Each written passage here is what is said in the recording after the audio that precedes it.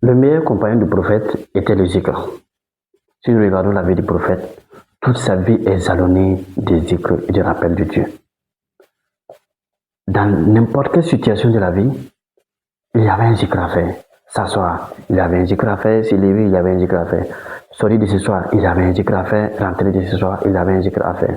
Commencer à manger, il y avait un zikr. Après avoir fini de manger, il y avait un zikr. Porter son habit, il y avait un zikr. Enlever son habit, il y avait un zikr. Rentrer dans les toilettes, il y avait un zikr. Sortir de la toilette, il y avait un zikr. Donc, le prophète était accompagné à tout moment de sa vie par des zikr. C'est pour cela que c'est le meilleur compagnon, on va dire, du prophète. Et ça même sans parler même de la lecture du Coran, qui est aussi l'un des meilleurs zikr. Et ça, c'était vraiment une des meilleures habitudes que nous pouvons aussi appliquer aujourd'hui. Faire en sorte que, apprendre beaucoup de zikr, que le zikr nous accompagne à tout moment de la vie. Le zikr, ce n'est pas seulement enlever un coin et s'asseoir pour s'asseoir sur ton tapis et puis faire le zikr.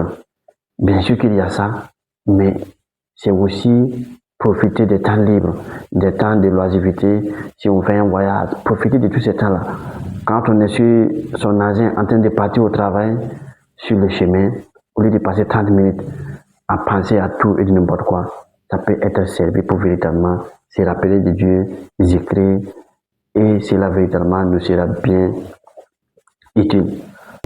Parce que c'est dans le zikr que le cœur s'apaise. C'est dans le zikr que le cœur s'apaise. Donc merci et à demain.